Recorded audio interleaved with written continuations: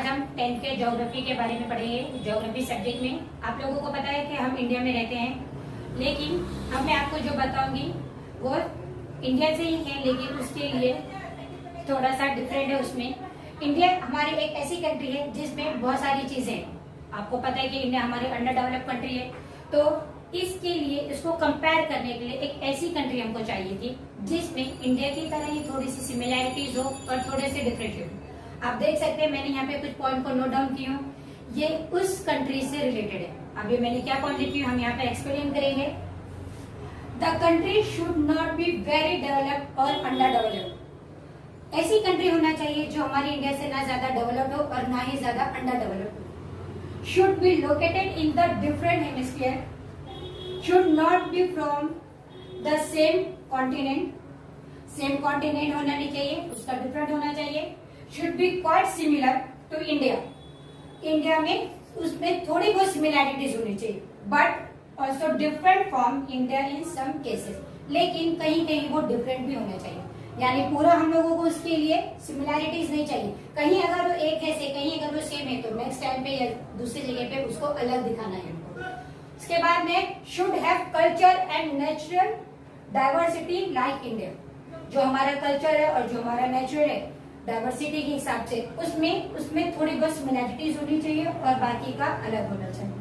Should have a democratic form of government, आपको पता है कि हमारी कंट्री जो है वो डेमोक्रेटिक है, सो उस लेवल के हिसाब से उस कंट्री में भी वही सब होना चाहिए। There should be some similarities in historical background, अगर हिस्टोरिकल के लेवल से लेना है हमको तो उसके लिए उसमें भी कुछ सिमिलैरिटीज होनी चाहिए, लेकिन टोटल सिमिलैरिटीज हमें नहीं चाहिए।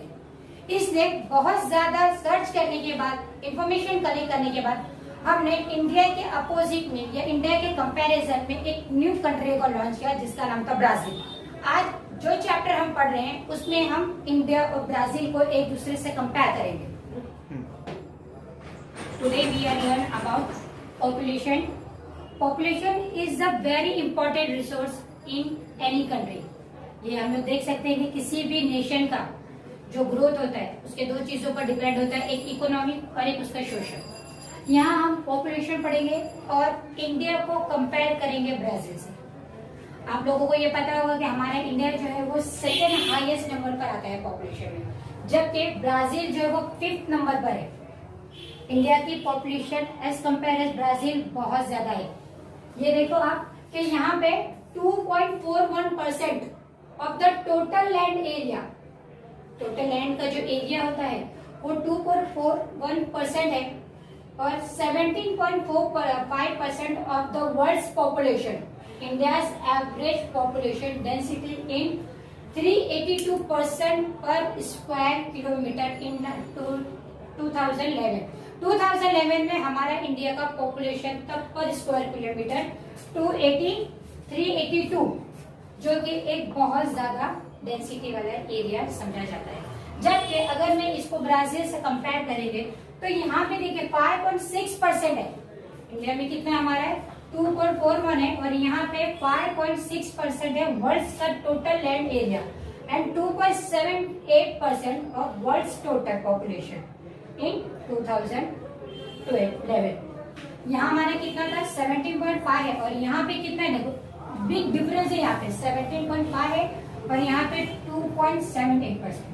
जबकि अगर comparison as per as population करते तो यहाँ पर स्क्वायर किलोमीटर के एरिया में 382% रहते हैं, जबकि ब्राजील में आप देखोगे कि ओनली 23% रहते हैं पर स्क्वायर किलोमीटर। थर्ड में बहुत सारे लोग जगह ऐसे होते हैं जहां पर पॉपुलेशन की डेंसिटी जो है वो बहुत ज्यादा होती है और कहीं कहीं पर यही पॉपुलेशन बहुत कम होता है। ज्यादातर पॉपुलेशन वहां पर हमको ज्यादा मिलते हैं जहां पर डेंसिटी उसकी ज्यादा होती है, जहां पर एग्रीकल्चरल लैंड बहुत ज्यादा प्रोवाइड होती है, लोगों को वहां पे, पब्लिक को वहां पे फैसिलिटीज मिलती है। इसी तरह ऐसे ही एरिया में पॉपुलेशन जो है वो ज्यादा ग्रोथ करती है। जबकि माउंटेन्स एरिया जो होते हैं, हिली रीजन होते हैं, ड्राई डिजर्ट एरिया है, डेंसे फॉरेस्ट एरिया ऑफ रीजन, ये होते हैं जो रीजन होते हैं लो पॉपुलेशन के। क्योंकि आप देखोगे जो माउंटेन एरियाज होते हैं या जो हिली साइड होते हैं वहां पर आपको बहुत ज्यादा फैसिलिटीज प्रोवाइड नहीं होती है, जो कि एक लाइफ को एक्सपेंड करने के लिए हमारी बेसिक्स नीड होती है। जो हमारी बेसिक्स नीड है वो अगर हमको वहाँ पे प्रोवाइड नहीं होती है तो हम वहाँ पर स्टे नहीं कर सकते, या फिर हमको वहाँ पर स्टे करना बहुत प्रॉब्लम होता है। इसके साथ ही यहाँ पर हमको रोड्स की फैसिलिटी नहीं होती है, यहाँ पर हमको ट्रांसपोर्टेशन प्रोवाइड नहीं होता है, जिसकी वजह से यहाँ पर हमारा पॉपुलेशन जो है वो बहुत ज्यादा लो होता है। और ये इंडिया में स्पेशली जो नॉर्थ साइड का एरिया है वहाँ पर यह पॉपुलेशन हमको कम देखने के लिए मिलता है। यहाँ पे देखिए अनफेवरेबल क्लाइमेट, ऐसा क्लाइमेट जो कभी भी चेंज होते रहता है, जो कि हमारे ह्यूमन बॉडी पे बहुत ज्यादा इफेक्ट करता है। हैवी रेनफॉल और अनफेवरेबल क्लाइमेट की वजह से हम किसी भी पर्टिकुलर एरिया पे एक्सेसिबिलिटी नहीं कर पाते। एक्सेसिबिलिटी का मतलब होता है ट्रांसपोर्ट या फिर माइग्रेट करना एक पर्टिकुलर एरिया में, जिसकी वजह से बहुत ज्यादा हमको प्रॉब्लम होती है। इसलिए हम एक दूसरे से इंटरेक्ट नहीं कर पाते। अगर हमारा इंटरेक्शन नहीं हो सकता है तो वहां पर भी बहुत ज्यादा हमको प्रॉब्लम फेस होती है। उसके साथ में देखो डेंस फॉरेस्ट, ये भी एक बहुत बड़ा रीजन है लो पॉपुलेशन का।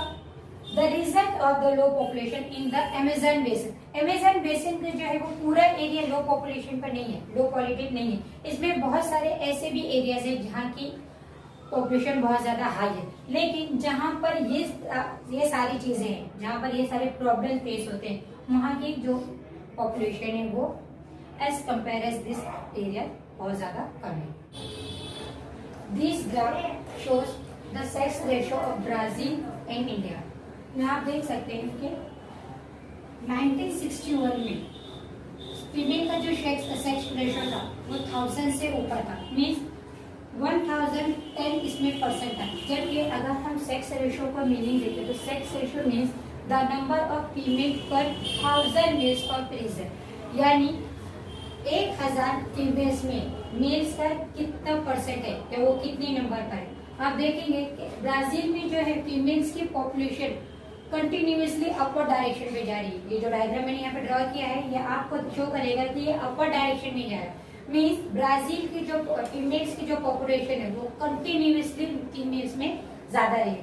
उसके अपोजिट में इंडिया में जो फीमेल्स की पॉपुलेशन वो हमेशा मेल पॉपुलेशन के कंपैरिजन में कमी होती है। अगर सपोज मेल पॉपुलेशन की पॉपुलेशन यहाँ पे 1000 है तो फीमेल्स उसमें 990 या 980 तक ही होते हैं, यानी इसमें ये 10 और 20 का रेशियो नहीं होता है, बल्कि इसमें एक बहुत बिग डिफरेंस रहता है। ये हमको पता है कि बहुत सारे अबॉर्शन में या फिर सेक्स जो जेंडर होते हैं उसके थ्रू अगर माँ के पेट में अगर गर्ल चाइल्ड होती है तो उसको बहुत सारे लोग वहीं पर अबॉर्ट करा देते हैं। इस रीजन की वजह से हमारे इंडिया में जो फीमेल का जो सेक्स रेशियो है वो बहुत ज्यादा कम है। लेकिन अब जब मॉडर्न जनरेशन हो रहा है, जब लोगों की थिंक या थॉट उनकी चेंज हो रही है, तो आप देखो अगर ये अपवर्ड एंड डाउन जा रहे हैं, कभी ये डाउन पे जाता है तो कभी अपर डायरेक्शन में जाता है। 1961 पर अगर हम कंपेयर करें तो 1971 में ये रेशो हमारा सबसे ज्यादा कम हो गया था, जबकि 2011 में ये हमारा रेशो वापस से ऊपर चला गया।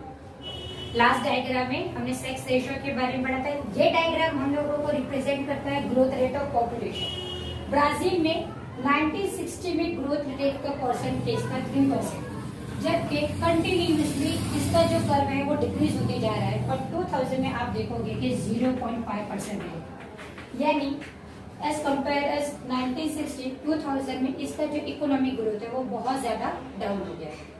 इंडिया में स्टार्ट हुआ था 1961 में, हमारा ग्रोथ रेट है जो वो था 2% से ये स्टार्ट हुआ था, और 2011 में इसमें बहुत कम डिक्रीज हुआ है, जो कि कितना 1.5% हो गया। 1961 में हमारे कितना था 2% था, और 2011 में ये डिक्रीज होके 1.5% हो गया, जो कि ये एक बहुत लिटिल बिट डिक्रीज है। इतना अगर हमारी इकोनॉमी में होता है तो ये इतना ज्यादा मैटर नहीं करता, लेकिन आप यहाँ पे देखेंगे तो ये बहुत ज्यादा डिक्रीज हुआ, जिसकी ग्रोथ का हमारे इकोनॉमी पे बहुत ज्यादा इफेक्ट पड़ता है।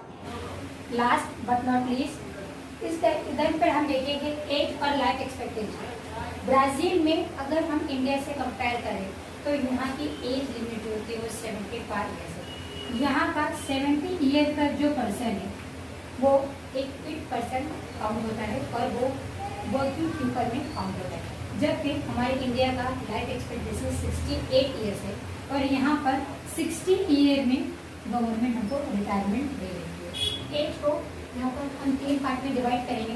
फर्स्ट जो उसका सेकंड है 0 से 14 है। ये जो हमारा ग्रुप आता है ये चाइल्ड में आता है। ये जो चाइल्ड होते हैं ये वर्क नहीं करते हैं, ये दूसरे ग्रुप पर डिपेंड होते हैं।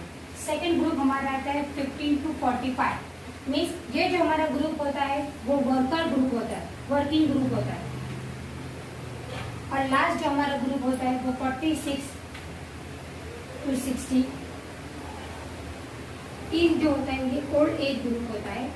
ये ग्रुप और ये ग्रुप ऑलरेडी डिपेंड होते हैं वर्किंग ग्रुप पर। और किसी भी कंट्री की इकोनॉमी जो डिपेंड होती है वो हमारे वर्किंग ग्रुप पर ही डिपेंड होती है। ये ग्रुप जितना ज़्यादा एजुकेटेड होगा, जितना ज़्यादा एडवांस होगा, हमारा कंट्री उतना ज़्यादा डेवलप करता है। क्यों? क्योंकि ये जो एज होती है वो एजुकेशन की होती है और इस एज में बंदा आके आपका रिटायरमेंट हो जाता है। तो बहुत कम लोग होते हैं जो आफ्टर 46 के भी एज में वर्क करते हैं या फिर वो वर्क करने के कैपेबल होते हैं, उनमें उतनी कैपेसिटी होती है वर्क करने की। लेकिन ये जो 15 to 48 का 45 का जो एज ग्रुप है यही डिपेंड होता है हमारी कंट्री पर, इसीलिए इसको हमें वर्किंग ग्रुप